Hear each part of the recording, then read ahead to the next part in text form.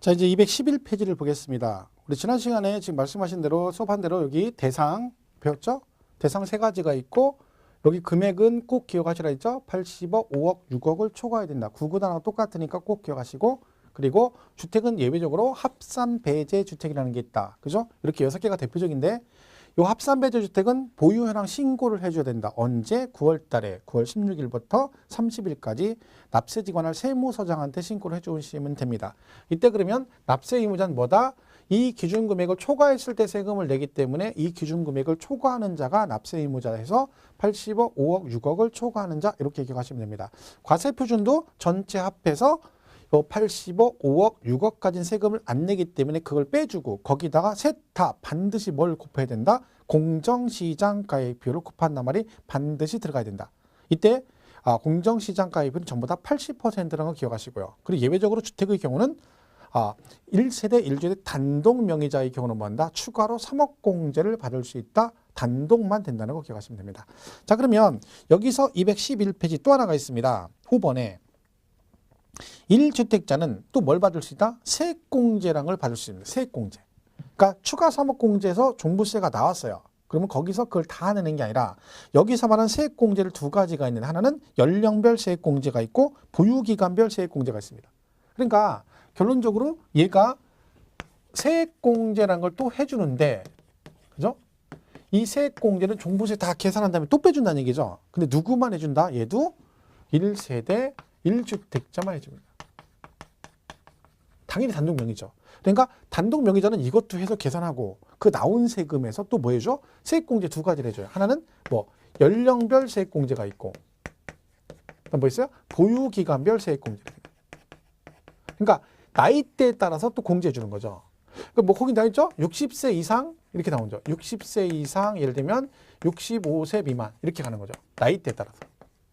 그죠? 얘는 10% 해주고 이렇게 가요. 그 다음에 65세 이상 70세 미만 그래서 20% 이렇게 돼 있고 70세 이상은 30% 이런 식으로 추가적으로 세액공제를 받을 수 있습니다. 여기다가 또 보유기간은 자 5년 이상 그 주택을 5년 이상 보유하고 10년 미만이면 10년 미만 보유했으면 20% 또 공제받고요. 그리고 10년 이상이면 40%를 공제받을 수 있습니다. 이렇게 돼 있죠. 공제가. 그렇죠? 그러니까 1주택자는 추가 3억 공제받고 종부세 계산하고 나서 나온 세금을 다 내는 게 아니라 또 이 공제를 받을 수 있다. 그러니까 예를 들면 연령별은 최대 30%까지 받을 수 있고요. 보유기간 공제는 최대 40%까지 받을 수 있습니다. 자, 누구만 된다고요? 1주택자만 된다. 자, 조심할 게 있습니다. 여기 중요한 건 이 두 개가 뭐가 되면 중복이 되면 그러면 중복공제가 가능하다. 이거는 꼭 기억하시면 됩니다. 둘 다 받을 수 있다는 거죠. 그러면 세액공제는 최대 몇 %까지 공제받을 수 있냐면 70%까지 공제받을 수 있는 거죠. 왜? 만 70세 넘으시고 보유기간이 주택 보유기간 10년 넘어가면 40%에 30%에서 70% 공제받을 수 있다. 그러니까 100만 원 나왔다 그러면 여기에 해당되면 70만 원 공제받을 수 있다 그랬습니다. 누구만 된다? 1세대 1주택. 그리고 중복공제 가능. 얘는 꼭 기억하셔야 합니다. 그러니까 여긴 몰라도 이건 기억해야 돼요. 두 가지가 있는데 1주택자만 되고 중복공제 가능하다까지는 가야 됩니다. 자, 그러면 보세요. 교재 211페이지 5번 주택분 종부세 납세 의무자가 1세대 1주택자에 해당하는 경우 주택분 종합부동산세액은 산출한 세액에서 아래와 같이 1세대 1주택에 대한 공제액을 공제한 금액으로 한다. 이 경우 그 다음 중요하죠. 다음 1 또는 2의 규정은 중복하여 적용할 수 있다. 1이 연령별 세액공제고 2번이 보유기간별 세액공제죠. 그러니까 두 개 다 받을 수 있다 그런 얘기죠. 그래서 거기 박스에 나와 있죠. 65세에서 세 단계로 해서 10, 20, 30% 이렇게 돼 있고 보유기간별 공제는 뒷장 넘어가면 20, 40 이렇게 돼 있습니다. 그래서 그거 1주택자 잘 기억하시고요. 그 다음에 6번은 세부담 상한입니다. 자, 재산세도 세부담 상한이 있고 주택도 세부담 상한이 있습니다. 근데 이 비율이 100분의 150입니다. 자, 조심할 거는 우리 재산세 배울 때 얘도 세부담 상한이 나왔거든요. 근데 재산세는 100분의 150인데 주택은 예외 있었죠. 그죠? 105, 110, 130 예외 규정이 있었는데 여기는 예외 없습니다. 주택이건 토지건 다 셋 다 뭘로가 100분의 150이에요. 왜? 말씀드렸죠? 이 종부세는 부자들이 내는 거기 때문에 예외 없이 100분의 150으로 간다. 그러니까 재산세 세부담 상한하고 주택을 때 헷갈리면 안 됩니다. 그죠? 종부세는 그냥 무조건 얼마? 100분의 150이다. 이렇게 보시면 되겠습니다. 자, 여기까지가 주택 얘기인데 213페이지부터는요. 이거 지금 이제 따로따로 설명한 거예요. 우리 한꺼번에 정리했잖아요. 그죠? 그냥 그 똑같은 거 써 있죠. 213페이지 보면 뭐 대상해가지고 종합하고 별도 있다는 얘기고 넘어가면 214페이지 납세 의무자는 뭐다? 이 기준금액 초과하는 자죠. 그 나와 있잖아요. 5억 초과, 80억 초과하는 자. 과세표준은 이 두 금액을 빼서 거기다 뭘 곱한다? 공정시장가액비를 곱한다 했죠. 그러니까 과표도 1번에 뭐라고 돼 있어요? 5억을 공제한 금액에 공정시장 이렇게 돼 있고 별도는 80억 공제한 금액에 공정 이렇게 돼 있잖아. 따로 공부할 필요가 없어요. 그죠? 세율은 전부 다 뭘로 돼 있어? 세율은 전부 다 누진세율입니다. 세율은 그러니까 주택도 그렇고 얘네 셋 다 세율은 뭘로 돼 있다? 누진세율로 돼 있다. 끝. 더 이상 할 거 없어요. 이건 안 외워도 문제 풀 수 있어요. 그리고 저걸 뭐 구체적으로 외워서 문제 내라. 이건 말도 안 되는 얘기입니다. 사실은. 뭐 이건 우리가 알 필요가 뭐 있습니까? 그죠? 그러니까 얘는 뭐만 기억하면 돼? 종부세는 셋 다 뭘로 돼 있다? 누진세율로 돼 있다까지만 가면 되는 거예요. 그죠? 나머지는 못했죠? 그럼 뭐 별로 없습니다. 그죠? 세율 나와 있고 누진이다. 그럼 넘어가시면 되고. 그 다음에 216페이지 가면 토지 세부담 상한이라고 돼 있죠? 얼마다? 100분의 150이다. 끝나는 거예요. 그렇죠? 자, 사절 비과세. 따로 볼 거 없습니다. 이렇게 한번 물어볼게요. 재산세가 비과세되면 종합부동산세 낼까 안 낼까요? 재산세가 비과세됐어. 그럼 종부세 낸다 안 낸다? 안 내죠. 왜? 재산세 안 내면 종부세 안 낸다니까. 그럼 결론. 재산세가 비과세되면 그 비과세된 만큼 종부세도 안 내기 때문에 결국 종합부동산세 비과세 감면 규정은 누구랑 똑같다? 재산세하고 똑같다. 그래서 종부세는 비과세 감면 규정은 재산세 규정을 준용한다 그래요. 똑같이 갖다 쓴다는 얘기죠. 같다. 끝. 읽을 거 없습니다. 자, 5절 과세 기준일. 세금부가 기준일은 누구랑 똑같대? 재산세하고 똑같죠. 둘 다 언제야? 6월 1일이죠. 됐죠? 납세지는 우리가 국세는 총론할 때 그랬죠. 물세, 인세할 때 국세는 인세, 사람 중심으로 과세가 되기 때문에 세무서다 세금을 내는데 어디 있는 세무서다 세금을 낸다? 그 사람의 주소지 관할 세무서죠. 종부세도 어디다 내겠어요? 어서 그 사람의 주소지 관할 세무서겠죠. 우리 교재는 뭐 거주자 또는 법인이 아니고 어쩌고 길게 나왔죠. 그냥 간단하게 개인 거주자만 기억하세요. 뭐라고? 주소지 관할 세무서. 없으면 뭐 거소지 그러는데 주소지가 없으면 거소지 그러는데 그냥 주소지 관할 세무서 여기까지만 가시면 돼요. 이걸 막 구체적으로 물어봐서 맞고 틀리고 하진 않습니다. 그렇죠? 뭐 시험에 언급이 된 적이 있는데 정답하고 별 관계가 없기 때문에 그냥 기본 개념만 잘 보시면 됩니다. 자, 이제 218페이지 6절에 이제 마지막 징수 방법이 나와요. 그럼 얘는 징수 방법이 뭐냐? 어떻게 걷느냐 세금을 보겠습니다. 얘는 이제 보유세이기 때문에 얘도 재산세하고 똑같이 과세권자가 세금을 계산하죠. 그래서 고지하게 돼 있습니다. 근데 얘는 이제 원칙이 이렇게 돼 있어. 부가징수 방법의 원칙이 뭐라고 돼 있냐면 원래 이렇게 얘기해요. 표현할 때는 정부 부가가세제도 그래요. 원칙이. 그럼 뭐가 나온다는 거예요? 결국 고지서가 나온다는 얘기예요. 고지서가. 그러면 납기가 있겠죠. 고지서. 그죠? 그럼 언제까지 세금을 내느냐? 얘는 12월 1일부터 12월 15일이에요. 그러니까 12월 달에 세금을 내는 거야. 그 조심할 거는 여기에 시험에 이렇게 나와요. 12월 1일부터 31일 이렇게 나오든가 아니면 16일부터 30일 이렇게 나와요. 그럼 맞았다는 사람이 있어요. 그럼 안 돼요. 대부분의 세금은 중순부터 말일 날 내요. 그럼 얘는 근데 12월 1일부터 15일이에요. 왜냐? 연말이라 그래요. 여러분 작년 12월 달에 12월 16일부터 31일까지 뭐 했어? 그때는 바쁘잖아요. 왜? 일 때문에 바쁜 건 아니죠. 부어라 마셔라 이 밤이 다 가도록 망년한다고 맨날 술 먹어야죠. 망년해야지. 그 다음에 무슨 뭐 하지 동창해야지. 그 다음에 해돋이 가야지. 바빠 죽겠죠. 근데 무슨 세금을 내? 그리고 31일로 해버리면 나쁘게 한 딱 끝나면 해바뀌어버려요. 그죠? 정리를 해야 되죠. 그러니까 얘는 그런저런 이유로 12월 달이기 때문에 16일부터 안 가고 1일부터 15일로 갑니다. 그럼 고지서 나왔죠? 자, 그럼 요 기한 내 이걸 안 내면 뭐가 나온다? 가상금이 나오죠. 당연히. 왜? 고지서 나왔는데 돈 안 내면 가상금 낸다 했잖아. 자, 요게 이제 기본 개념이에요. 자, 근데 얘가 원칙이라고 돼 있죠? 그럼 예배가 있다는 거야. 항상 말했죠? 예배가 없으면 원칙이라면 안 쓴다. 뭐가 있다? 신고납부가 있다.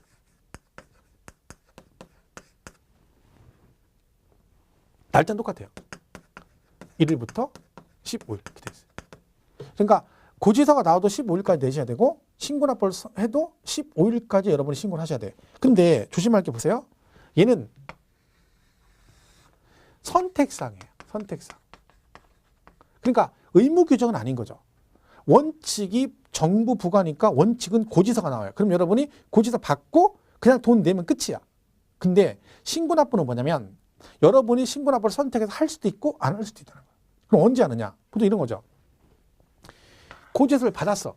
근데 내가 생각할 때 종부세가 한 800 정도 나올 줄 알았는데 1000만 원 나온 거야. 그러면 여러분이 생각하는 거 틀리죠. 그러면 이런 때는 어떻게 해? 여러분이 직접 근거서를 가지고 해당 세무서에다가 얘는 800인 것 같다라고 신고를 할 수 있다는 얘기야. 무슨 말인지 이해가시죠? 근데 본인이 800인 것 같은 1000만 원 나왔어. 근데 귀찮으니까 그러면 그냥 내고 말아. 그럼 끝나는 거예요. 왜? 이게 원칙이니까. 그러니까 이건 해도 되고 안 해도 되는 거야. 자, 그러면 만약 여러분이 요 신고납부 기한 내 신고를 안 하면 얘는 가산세가 부과되느냐 안 되느냐. 가산세가 부과될까요 안 될까요? 우리 신고납부 안 하면 가산세 나온다 했죠? 얘는 가산세 부과된다 안 된다? 안 됩니다. 왜? 이 가산세는요. 언제 부과되냐면 이 신고납부가 의무규정일 때. 법으로 너는 의무적으로 이때까지 신고해야 돼라고 의무규정 반드시 해야 돼. 그러면 그걸 안 하면 가산세가 나와요. 근데 이거는요. 선택사항이잖아. 해도 되고 안 해도 되는 거예요. 그럼 만약에 내가 신고납부를 안 했다는 얘기는 무슨 얘기예요? 그냥 고지서 나온 거 돈을 냈다는 얘기지. 근데 내가 고지서가 나와 돈을 냈는데 너 왜 신고 안 했어? 너 한번 죽어볼려? 가산세. 이건 말이 안 되잖아요. 그러니까 요거는 선택사항이기 때문에 요 기한 내 신고를 안 하더라도 가산세는 부과된다 안 된다? 안 된다.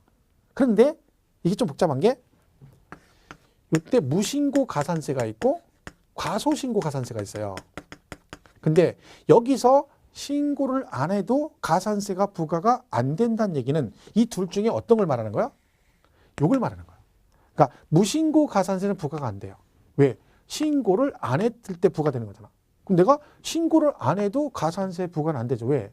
의무규정 아니니까. 그런데요. 얘는 나올 수 있어요. 왜냐면 잘 보세요. 과소신고라는 얘기는 무슨 뜻이야? 적게 신고했다는 얘기죠. 그러면 적게 신고했다는 얘기 결국 무슨 얘기야? 신고를 했다는 얘기지. 그럼 여러분이 선택을 해서 신고를 한 거야. 근데 신고했는데 적게 신고한 거지. 그러면 신고납부를 선택했기 때문에 신고납부 한 거죠. 근데 제대로 신고 안 거 적게 신고했으니까 당연히 걔는 뭐가 나와? 가산세가 나올 수 있습니다. 그러니까 결론적으로 얘는 무신고 가산세는 부과가 안 되지만 뭐는 나올 수 있다? 과소신고 가산세는 부과될 수도 있다는 뜻입니다. 그러니까 이게 정리를 잘 하셔야 돼요. 좀 헷갈릴 수 있어요. 자, 다시 정리하면 원칙은 고지서가 나와. 기간이 이날이에요. 근데 이때까지 안 내면 얘가 원칙적 규정이기 때문에 안 하면 가산금이 부과가 됩니다. 근데 예외적으로 신고납부를 선택할 수 있어. 이건 의무 규정이 아니에요. 그렇기 때문에 내가 신고를 안 했다고 해서 즉 무신고했다고 해서 가산세가 부과되면 안 되는 거지. 그래서 무신고 가산세는 나오진 않아요. 근데 예외적으로 이럴 수 있다는 거죠. 내가 신고납부를 선택을 하게 됐을 때 그때는 뭐다? 제대로 신고를 해야 되는데 적게 신고해버리면 뭐가 나온다? 그렇죠. 그때는 과소신고 가산세가 나올 수도 있다는 뜻입니다. 이걸 잘 기억하셔야 돼요. 자, 또 하나는 자 내가 고지서가 나왔어요. 그죠? 근데 여러분이 뭘 했어? 신고납부를 선택을 했어. 그러면 이제 문제가 뭐예요? 이미 고지서 나온 금액도 있고 내가 신고납부하는 금액도 있잖아요. 그러면 두 개잖아. 그 중에 하나만 인정을 해줘야 되는 거죠? 그때는 뭐다? 여러분이 선택을 존중합니다. 내가 뭘 선택했어? 신고납부를 선택한 거죠. 그럼 여러분이 신고를 하는 순간 뭐다? 이 과세권자의 결정은 없었던 걸로 봅니다. 그러니까 고지서에 1000만 원이라고 나왔어요. 근데 여러분이 신고납부를 선택했어요. 그러면 이건 없는 걸로 치고 여러분이 신고한 이걸 가지고 일단은 받아주겠다 그런 뜻입니다. 그래서 이런 질문이 나오는 거죠. 납세자가 신고납부를 선택한 경우에는 과세권자의 결정은 없었던 걸로 본다. 이런 질문이 나오는 거죠. 이게 시험에도 나왔었어요. 실제로. 어떻게? 이런 식으로 총론해서 다음 중 납세 의무자가 신고납부를 선택하는 경우 과세권자의 결정은 없었던 것으로 보는 조세로 옳은 걸 고르시오. 뭐야? 종부세입니다. 그럼 여기서 보면 금방 고를 것 같죠? 근데 총론에 나왔을 때는 틀린 사람 되게 많아요. 왜? 여기서 물어보면 종부세니까 그냥 이해가 가는데 총론에서 갑자기 물어보면 기억이 안 나는 거예요. 얘가 누구지? 이렇게 되는 거야. 그죠? 왜? 물어보려면 종부세니까 종부세도 물어봐야 되는데 왜 갑자기 총론에 물어보냐 이거죠. 그러니까 그거 똑같은 거지. 그건 핑계거리지. 공부가 제대로 안 된 거죠. 그럼 이 얘기잖아. 나는 주간에만 공부했기 때문에 그죠? 주간에는 생각이 야간에 물어보면 생각이 안 나는 거. 왜? 난 야간에 공부 안 하고 주간에만 공부했기 때문에 야간에 물어보면 안 돼. 이런 얘기가 똑같은 거잖아. 말도 안 되는 얘기죠. 공부 안 해놓고 막 하여튼 핑계는 참 많아요. 핑계는. 맨날 뭐가 어쩌다 핑계대고. 핑계는 딱 그거만 되면 돼. 뭐만. 만약에 시험에 떨어졌어. 떨어지면 남들이 창피하잖아. 그죠? 그럼 어떡하라 했어? 아무래도 밀려 쓴 것 같다. 이렇게 얘기하라 했잖아. 그죠? 그러니까 떨어졌다 하지 말고 밀려 쓴 것 같다. 얘기하면 다 모든 게 해결됩니다. 그죠? 그럼 남들이 막 위로한다는 게 위로. 야, 어떡하니? 너 1년 동안 고생했는데 밀렸어가지고 어떻게 이렇게 위로를 해주죠? 그러면 내가 잘못 본 건 다 덮어지고 남들의 위로를 받을 수 있어. 그러니까 이 공부는 어떻게 해서 소문을 내야 돼. 나 중개서 공부한다고 막 동네방네 소문 내야 돼. 왜? 그래 압박감이 있어도 공부를 하거든요. 그 만약에 떨어지게 되면 걱정 없지. 왜? 밀려 쓴 것 같다. 그럼 그 많은 사람이 나를 위로해 줄 거 아니야. 그죠? 그러니까 떨어질 걱정해가지고 막 남들한테 얘기하는 숨어서 공부할 필요는 없다. 당당하게 공부를 하시면 돼. 그리고 마지막 시험 봤을 때 약간 불안하면 그냥 혹시 모르니까 보험으로 밀려 쓴 것 같다라고 해놨다가 붙으면 좋은 거고 떨어지면 진짜 밀렸었어. 이거 봐. 이렇게 하면 끝나는 거야. 그죠? 그런 식으로 가면 됩니다. 자, 해서 종부세는 보세요. 218페이지 6절에 1번. 원칙 부가징수라고 돼 있죠? 그 1번 뭐라고 돼 있나 볼게요. 관할 세무서장은 납부할 종부세액을 결정하여 당해년도 12월 1일부터 15일까지 부가징수한다. 1일부터 15일. 그렇죠? 오른쪽. 2번. 얘도 고지서가 나오는 거죠. 그러니까 고지서는 똑같아요. 너무 빨리 보내도 안 되고 늦게 보내도 안 되니까 납기개 시 5일 전에 발부하도록 돼 있습니다. 작년 시험에 종합부동산 한 문제 나온다 했죠. 하나 따가. 다음 중 옳은 걸 고르시오. 나왔어요? 정답이 2번이었어요. 이게 나왔지 이거. 5일 전까지 발부해야 된다. 야, 이게 무슨 공부할 것도 없는 거 이거는. 그냥 맞추는 거죠. 맞추는 거. 다음 중 옳은 걸 고르시오 해놓고 5번에 그 2번이죠. 납기 5일 전까지 발부했는데 이게 나왔다니까. 이거 낼 것도 없다니까. 그러니까 종부세는 하나 나오는데 그냥 수업 듣고 그냥 계속 반복하고 문제 풀다 보면 자동으로 알게 되는 것들이에요. 그러니까 내가 공부할 때 그랬잖아요. 얘를 열심히 하면 안 된다고.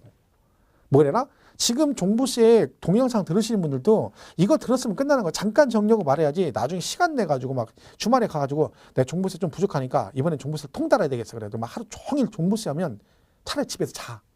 주무시는 게 나아. 왜? 피곤해 죽겠는데. 이런 거 하면 안 돼요. 그건 공부 하나만 하지. 취득세, 재산세, 양도세. 이게 되면 하는 거야. 그 다음에. 근데 내가 볼 때는 여러분 그 세 개도 잘 안 돼. 그러니까 이런 데다 신경 쓰면 안 되는 거지. 웬만하면 맞출 수 있다는 그런 문제인데 뭐 공부할 것도 없는 거죠. 한 사람이 억울하지. 그죠? 자, 그렇게 하면 돼요. 예외 신고납부. 1번. 종합부동산세를 신고납부 방식으로 납부하고자 하는 납세 의무자는 종합부동산 과표세액을 당해년도 12월 1일부터 15일까지 신고해야 된다. 자, 신고 똑같아요. 날짜는 똑같아요. 15일까지. 이 경우가 뭐예요? 네가 신고납부를 한 경우에 부가주의 규정에 따른 결정은 없었던 거로 본다. 이게 뭔 얘기인지 아시겠죠? 내가 신고납부를 하게 되면 이 부가주의 과세권자 이 결정은 없었던 거로 본다. 그 얘기입니다. 아까 설명한 얘기죠? 그래 무시 내고. 그 다음에 나머지 됐죠? 그렇게 무시 내고.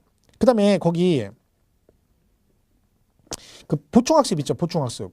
거기 뭐라고 돼 있어요? 무신고 가산세를 적용하지 아니한다. 해가지고 거기 보면 박스 안에 뭐라고 돼 있어요? 신고 기한 내 신고하지 아니한 경우는 납세고지서 납부기한까지 납부하지 않은 거로 봐 가산금을 적용한다. 따라서 신고를 안 했다고 해서 무신고 가산세는 적용한다 안 한다? 안 한다. 다만 신고기한 내 뭐 하는 경우? 과소신고하는 경우는 과소신고 가산세 및 납부불성실 가산세 규정을 적용한다. 그러니까 여러분이 신고를 안 했다고 해서 무신고 가산세는 나오진 않지만 뭐는 나올 수 있다? 과소신고 가산세하고 당연히 납부 안 했으니까 납부 부족분에 대해서 납부불성실 가산세 나올 수 있다. 그런 얘기입니다. 결정적으로 추정됐고요. 그 다음에 220페이지 가면 얘도 분납됩니다. 물납은 안 되지만 뭐는 된다? 분납은 된다. 자, 금액하고 기간만 잘 기억하세요. 금액 나오죠? 500초가. 기간은 2개월입니다. 재산세는 500초가 45일. 얘는 똑같이 500초가인데 2개월이에요. 그러니까 국세는 분납 기간이 2개월이에요. 지방세는 45일이고. 그러니까 재산세는 지방세이기 때문에 45일인데 얘는 국세죠. 그러니까 얘하고 양도소득세는 둘 다 국세이기 때문에 기간은 2개월로 간다. 근데 금액이 보유세이기 때문에 둘 다 똑같아요. 500조가 500조가. 정확하게 구분하셔야 됩니다. 그래서 거기 4번에 1번에 분납 요건에 500초가 2개월. 그러니까 금액이 500이니까 분납 금액은 똑같죠. 누구랑? 재산세랑. 우리 재산세 배울 때 했잖아요. 1000만 원 이하는 500초과 금액. 1000만 원 초과면 100분의 50 이하 금액을 분납할 수 있다. 근데 여기는 그냥 기준하고 금액 기준하고 기간 정도만 잘 기억하시면 됩니다. 자, 그럼 되죠? 나머지 됐고요. 그다음에 부가세는 농특세 20% 내야 됩니다. 농특세 20%. 그죠? 네. 이렇게 정리합니다. 자, 이렇게 종부세는 뭐 이렇게 정리를 하도록 하겠습니다. 네. 그러니까 종부세는 뭐 1시간 좀 더 하면 끝나는 거예요. 내용도 별로 없어요. 그리고 간단하고. 그러니까 구구단처럼 뭐는 꼭 기억해라? 그죠? 금액 기준은 꼭 기억해야 되는 거죠. 별도는 80억 초과. 종합은 5억 초과. 주택은 6억 초과. 이게 기본이에요. 그러니까 그것만 잘 기억하시면 그죠? 뭐 픽점은 없습니다. 그것만 잘 기억. 그게 이제 기본이에요. 그걸 알아야 나머지 내용도 이해할 수 있다. 이렇게 정리하시면 되겠죠. 자, 그 다음에 챕터 2에 이제 231페이지 소득세가 나옵니다. 그죠? 소득세에서 232페이지 가면 거기 소득세 구분 나오죠? 그럼 보겠습니다. 자, 우리가 이제 소득세라고 그래요. 자, 소득세는요, 말 그대로 소득이 발생했을 때 내는 세금이에요. 소득이 발생했을 때 내는 세금. 그죠? 맞죠? 자, 근데 그러면 소득이 뭐냐 그런 거죠. 자, 여러 가지 소득이 있습니다. 그럼 어떤 소득을 세금을 내느냐 그 얘기죠. 자, 예를 들면 여러분이, 지하철에서 껌 팔아서 한 달에 1000만 원씩 벌어. 소득이 발생했죠? 얘는 세금 낼까 안 낼까? 지하철에서 껌 팔아가지고 1000만 원 벌어. 얘는 안 냅니다. 자, 붕어빵 팔아가지고 한 달에 1000만 원씩 벌어. 안 냅니다. 그죠? 포장마차 해가지고. 그죠? 포장마차. 노점 해가지고 내가 한 달에 1000만 원 벌어. 안 냅니다. 왜? 얘네들은 세금 부과를 안 해요. 사업자 된 것도 아니고 노점 그냥 하는 거잖아. 그러니까 얘는 아무리 소득이 많아도 세금을 안 내는 거예요. 불로소득이죠. 그렇게 되면 사금 내야 되는데 안 내죠. 지하철에서 껌 팔아줘. 지하철 가면 뭐 요즘에 많이 없더라고. 옛날에 많았는데 요즘엔 지하철에서 물건 파는 면이 많지 않습니다. 오늘도 제가 지하철 타고 오는데 그죠? 뭐 이렇게 무릎에다 이렇게 끼는 거 뭐 이렇게 팔더라고요. 엊그제는 또 여기 허리보호대 팔고, 허리보호대는 좀 비싸다면 10,000원. 근데 오늘 오는 건 무릎에다 끼면요 뭐 열도 난대. 그래가지고 5,000원에 2개 파는 거죠. 근데 뭐 그 옛날처럼 많이 사진 않죠. 근데 지하철에 물건 파는 게 좋은 것도 많습니다. 괜찮은 것도 있어요. 저도 옛날에 지하철에서 이제 그 여름에 주로 토시 있죠. 팔토시. 그러니까 팔토시. 그죠? 토시가 보통 2,000원, 3,000원 팔거든요. 쿨토시라고 해요. 괜찮아요. 근데 그거 사야 되는데 제가 생각보다 숫기가 없어가지고 한번 와이프가 그걸 사오라는 거예요. 여름에 이제 놀러 가야 되니까. 근데 이제 그 아저씨가 딱 탄 거예요. 그래서 사야 되는데 아저씨 이것도 하나 주세요. 그 소리가 안 나오는 거야. 그래가지고 결국 고민하다가 못 샀어요. 근데 그 아저씨가 다 팔던 저쪽 그 단칸으로 가는 거야. 근데 큰일 난 거야 이제. 왜? 집엔 다 가는데 와이프가 사오라 해서 또 안 나오면 또 뭐라 하니까 그 단칸 쫓아갔잖아요. 쫓아가서 또 가가지고 이게 서 있는데 어떤 아줌마가 내 옆에 있는 아줌마 아저씨 하나 주세요 그러는 거야. 그래서 이렇게 오길래 얼떨결에 묻어가 저도 하나 주세요. 2개 주세요. 해서 샀다니까. 아, 근데 쉽지 않죠. 그죠? 근데 그분들이 요새 안 보이더라고. 이 오래 타다 보니까 어떤 아저씨가 맨날 그걸 파세요. 근데 가만히 이렇게 앉아있는데 그게 되게 중요한 게 바람잡이가 중요하거든요. 그래서 누군가가 저처럼 아까 아줌마처럼 저 하나 주세요. 그래 떨어서거든요. 근데 어떤 아저씨는 맨날 하면 어떤 아줌마가 저기 하나 주세요. 2개 주세요. 그래요. 그러면서 꼭 그 아줌마가 멘트가 뭐냐면 이거 써보니까 괜찮더라고요. 그리고 내가 써는 좋다고 하니까 내가 아는 아줌마가 또 하나 사달라고 했는데 아저씨 잘 만났네요. 그러니까 2개 주세요. 이렇게 얘기를 해요. 뭐 그런 거 보다 그냥 다른 막 사는 거야. 근데 어느 날 탔는데 그 아저씨가 또 타셨는데 그 아줌마가 또 타신 거예요. 근데 그 아줌마가 똑같은 멘트를 하는 거야. 아저씨 여기 2개 주세요. 내가 사봤더니 혼자 얘기하는 거예요. 틀리게. 너무 좋아가지고 또 옆집 아줌마가 그 얘기를 또 하시는 거야. 보니까 두 분이 부부신 것 같아. 부부야. 그러니까 와이프가 바람을 잡으시는 거예요. 그때가 아무리 이상해도 그래서 이렇게 봤어요. 그때 아줌마가 내려요. 아줌마는 내리더니 이렇게 내려가지고 아저씨가 단칸 가잖아요. 근데 그 아줌마가 내려가지고 이렇게 해서 문 열리니까 단칸을 들어가는 거예요. 또 도로. 그러니까 칸칸이 계속 옮겨가는 거야. 똑같은 멘트를 하는 거죠. 그러면 바람을 잡으면 또 아저씨가 팔면 막 팔려요. 저는 근데 그거를 참 좋게 봤어요. 왜? 부부가 둘이 남편이 그걸 하시는데 어떤 일반적인 와이프들은 창피하게 생각할 수도 있거든요. 근데 그분은 둘이 막 협조해가지고 물건 자체가 나쁜 건 아니니까 팔아먹는 거잖아요. 그러니까 계속해서 오시는 거야 거기를. 그래서 같이 일어나는 거. 그거 저는 좋게 보이더라고. 왜? 그런 사람 어디 있어요. 사실은 와이프가 가기 싫지. 남편 그거 안 되고 따라가서 하고 싶게 하루 종일 전철 타고 다니면서 창피하지? 아는 사람 많을 수 있는데 근데 제가 딱 보니까 저는 보기 좋더라고. 그 저도 물건은 뭐 거기서 그 아저씨 파는 거 몇 개 산 적도 있어요. 그죠? 지하철에서 껌 팔고 소득이 괜찮죠. 잘 팔리면. 그죠? 요새는 단속이 심해가지고. 그럼 결론은 뭐다? 세금을 내는 소득은 정해져 있다는 거야. 8개만 딱 세금을 냅니다. 그래서 이배사 근영기. 그리고 퇴직소득이 있고 양도소득이 있습니다. 그죠? 이렇게 8가지만 냅니다. 이거 외우시는 분인데 외우지 마세요. 이거 시험에 안 나와요. 자, 이 6개는 뭐를 해? 합산해서 과세가 돼요. 그러니까 따로따로 안 내고 한꺼번에 합산해서 과세가 돼요. 그래서 뭐가 나와? 종합소득세가 나와요. 그러니까 우리가 종합소득세라는 게 결국 뭐다? 이 6개 소득을 합산해서 종합해서 한꺼번에 과세가 된다. 그래서 종합소득세인 거 이름이. 그러니까 직장 다니분이 연말정산할 때 종합소득세를 내죠. 근데 그게 월급만 내는 게 아니라 뭐 금융 이자 소득이 있다든가 이런 것도 있으면 다 합해서 세금이 나온다. 그 뜻이죠. 근데 요건 퇴직금이고요. 요거는 우리가 잘 아시는 양도소득이에요. 근데 얘네들은 여기다 합산하지 않아요. 얘는 퇴직소득세를 내고 얘는 양도소득세를 내는 거예요. 그러니까 얘는 합산하지 않고 뭐요? 얘네만 따로 뭐 한다? 분류해서 과세한다. 분류과세란 말을 써요. 분류해서 과세한다. 왜냐면 여러분 퇴직금은 일평생 한 번이나 2번 타는 거죠. 그런데 그 퇴직금을 다른 소득과 합산해버리면 이 소득세는 전부 다 누진세일 구조로 돼 있어요. 누진세일. 그 누진세일은 뭐예요? 과세 표준이 커지면 세율이 높아진다는 얘기죠. 그럼 세금이 많이 나온다는 얘기야. 그러니까 소득이 높아지면 세금이 그만큼 많이 나오죠. 그러면 이걸 합산해버리면 과표가 높아져서 세금을 많이 내게 되는 거야. 근데 일평생 한두 번 판 소득을 여기다 합산해가지고 높은 세율로 과세가 되는 건 불합리하다는 거죠. 그래서 합산하지 않고 양도소득도 합산하지 않습니다. 왜? 양도소득은 세법에서 정한 양도란 어쩌다가 파는 걸 말해요. 어쩌다가 파는 거. 그러니까 우리가 보통 일반적으로 양도는 일평생 한두 번 하죠. 일반인들은. 그죠? 근데 그거를 여기다 합산해서 과세한다 그러면 안 되는 거지. 그래서 얘도 따로 양도소득세를 내는 겁니다. 그래서 이 2개는 뭐 한다? 따로 합산하지 않고 분류해서 과세한다. 그런 뜻이에요. 그럼 결론은 시험에서는 그러면 여기서 물어볼 수 있는 이 정도예요. 이거에서 양도소득은 퇴직소득, 종합소득과 합산하여 과세한다. 그러면 땡 틀렸다. 그것만 알면 돼. 왜? 여기다 합산하지 않고 뭐 한다? 따로 분류해서 과세한다. 이렇게 기억하시면 됩니다. 그래서 기준은 이래요. 그러니까 요거를 우리가 주로 하기 때문에 설명하는 거지 이거 막 내용을 외울 필요는 없습니다. 그리고 이 종합소득세도 문제가 하나가 나와요. 그러니까 뭐 근데 최근 몇 년 동안 거의 똑같은 문제가 계속 나왔어요. 연짝 나오다가 한 번 안 나오고. 그죠? 그러니까 제일 확률이 높은 건 부동산 임대소득에 관한 얘기예요. 그게 가장 많이 나와요. 그러니까 나오는 문제가 출제가 되기 때문에 여러분이 나중에 그것만 잘 정리하시면 돼요. 이 소득세 부분은. 그리고 주가 되는 건 양도소득세죠. 그래서 소득세는 이렇게 8가지가 있다. 그래서 여러분 양도소득세법이나 종합소득세법이라는 건 없는 거예요.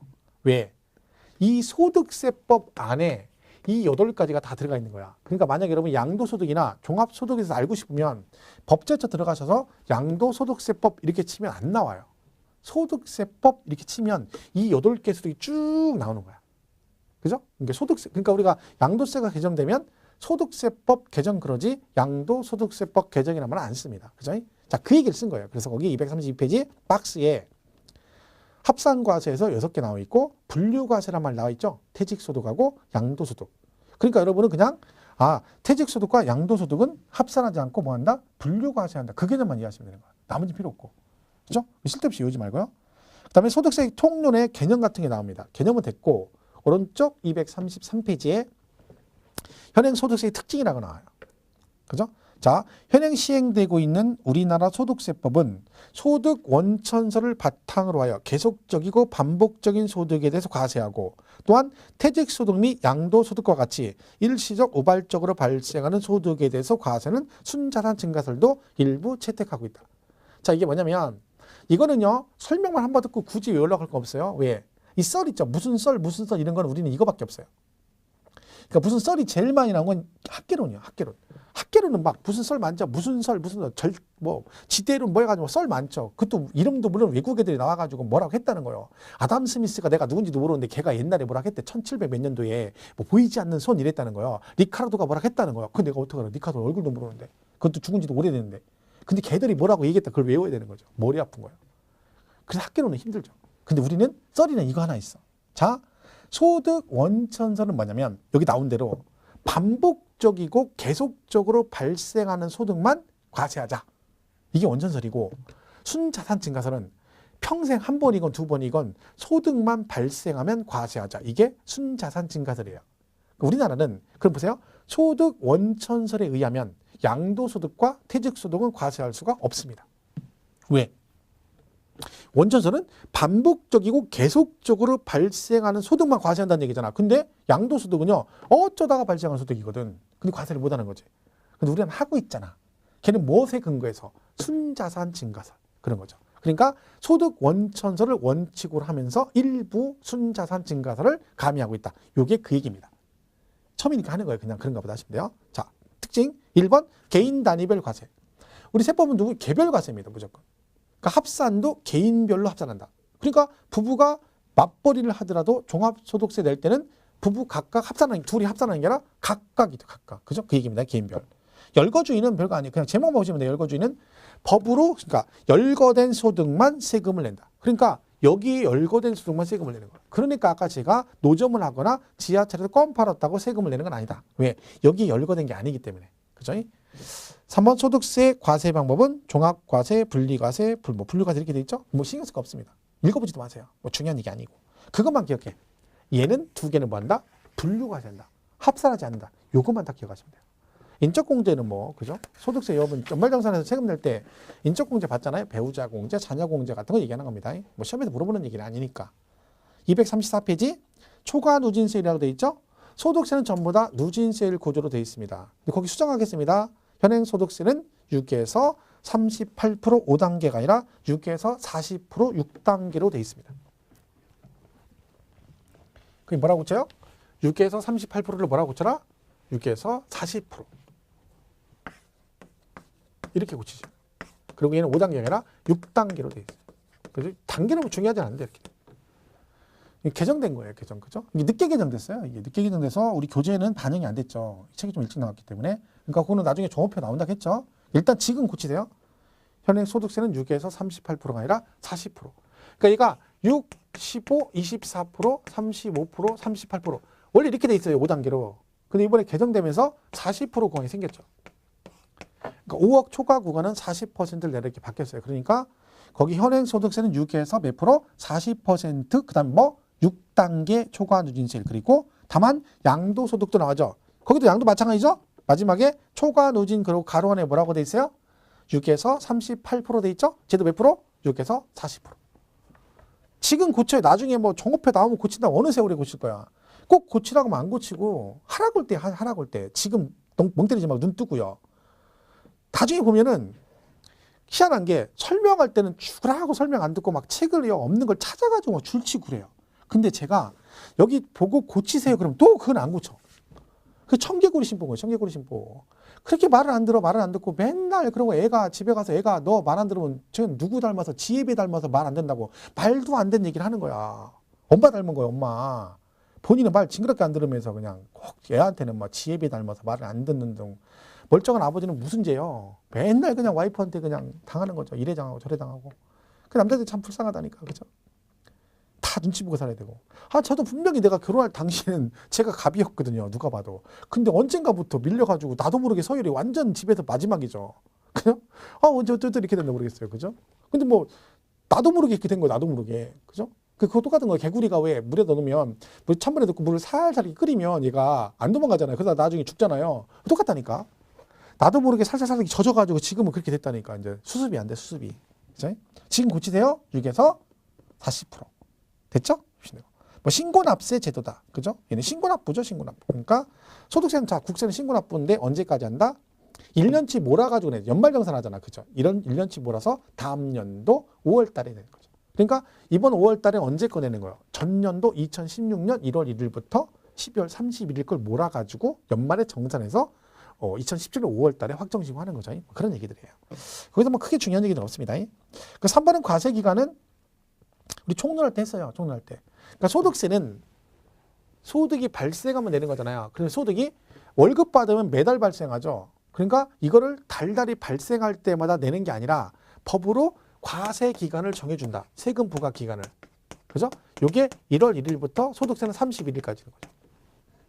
이렇게 된 거죠. 그러니까 1년치 몰아서 한꺼번에 법으로 이렇게 정해져 있기 때문에 우리가 연말정산하는 거예요.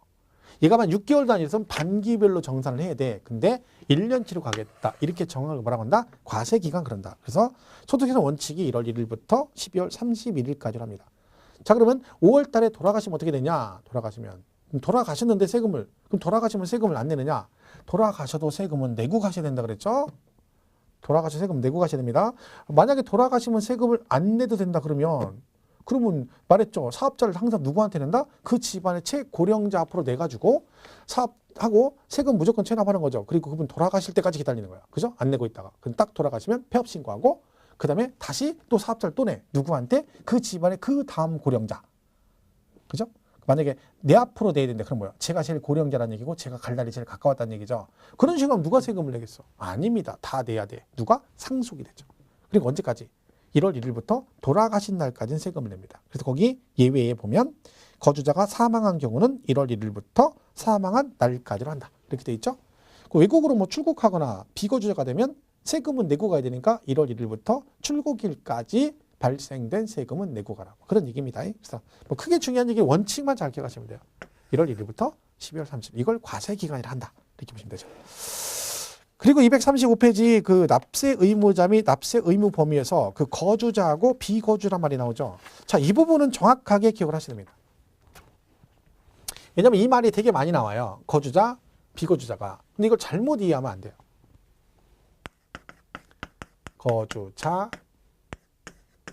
비거주자.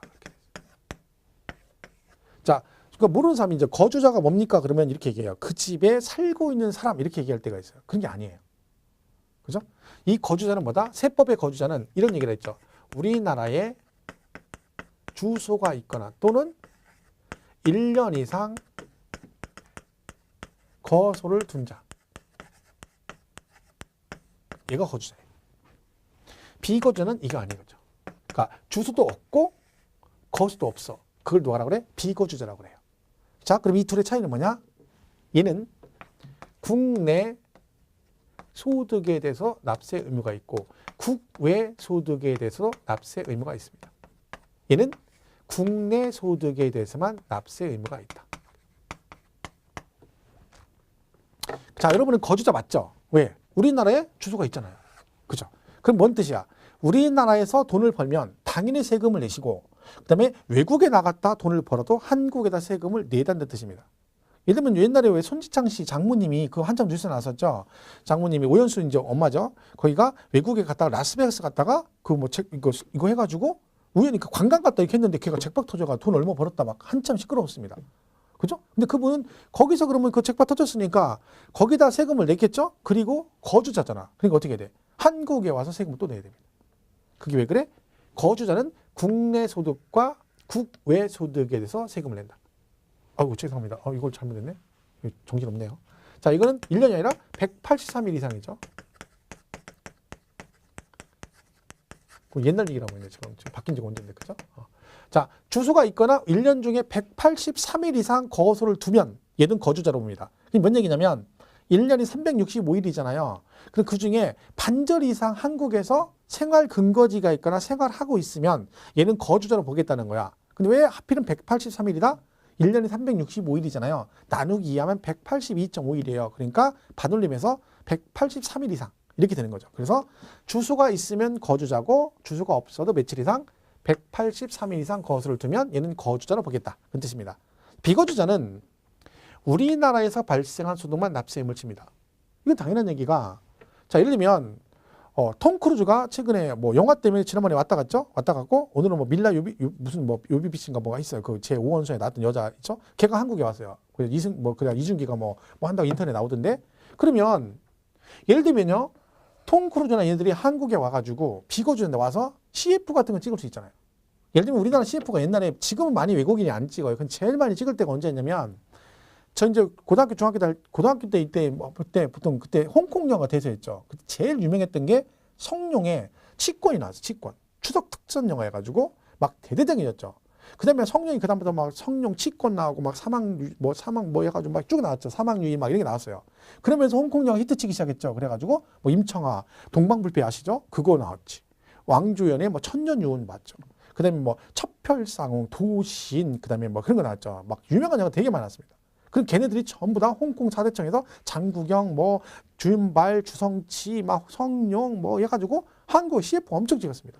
주윤발도 막 그죠? 내 사랑 쪽 밀키스 찍고 막 그죠? 그다음에 뭐 누구야 임청아는 뭐 그죠? 화장품 막 찍고 막 그랬어요. 장국영 초콜릿 선전 찍고. 그럼 걔네들이 비거주자잖아요. 한국에 돈을 벌었잖아.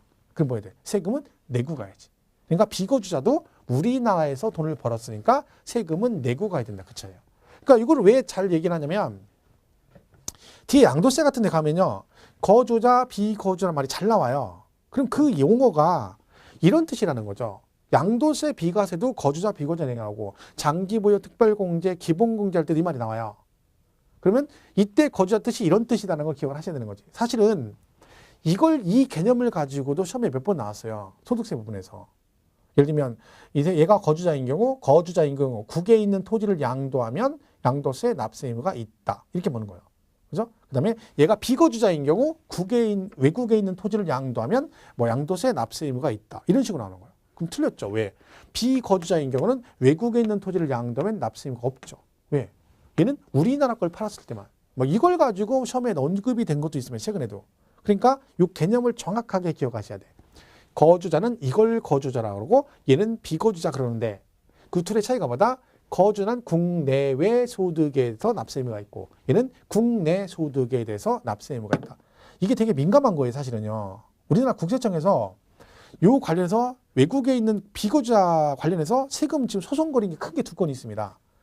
홍콩에서 선박을 해가지고 돈을 굉장히 많이 번 사람이 있고 우리나라 사람인데 그다음에 우즈베키스탄에서 삼성물산 직원이었다가 거기서 퇴직하고 구리광산 투자해가지고 뭐 1조인가 버신 분이 있어요. 근데 그 양반들이 둘 다 국세청 소송 중에 지금 몇 년째 제가 알기로는 아직도 판결 안 났어요. 왜? 그 관건이 이거예요.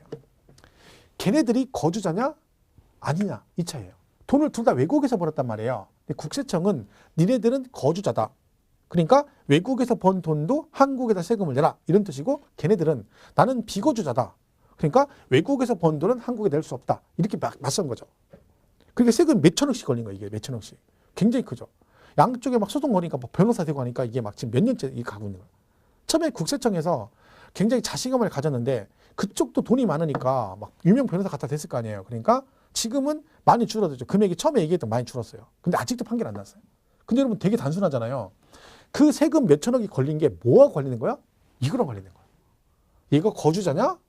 이걸로 부르냐? 이걸로 부르냐에 따라서 세금 몇 천억이 왔다 갔다 하는 거야. 이걸 가지고 막 재판하는 거야, 서로. 그러니까 이게 왜 과세 범위가 다르기 때문에 그렇습니다. 근데 그걸 우리가 정확하게 기억하면 되는 겁니다. 자, 그래서 235페이지 표. 거주자, 비거주자 구분이라고 돼 있죠. 1번 거주자란 뭐라고 돼 있어요? 국내 주소를 두거나 아니면 뭐 183일 이상 거소를 둔 개인을 말한다. 그죠? 비거주자는 거주자가 아닌 개인을 말한다 해서 표에 개념이 나오죠.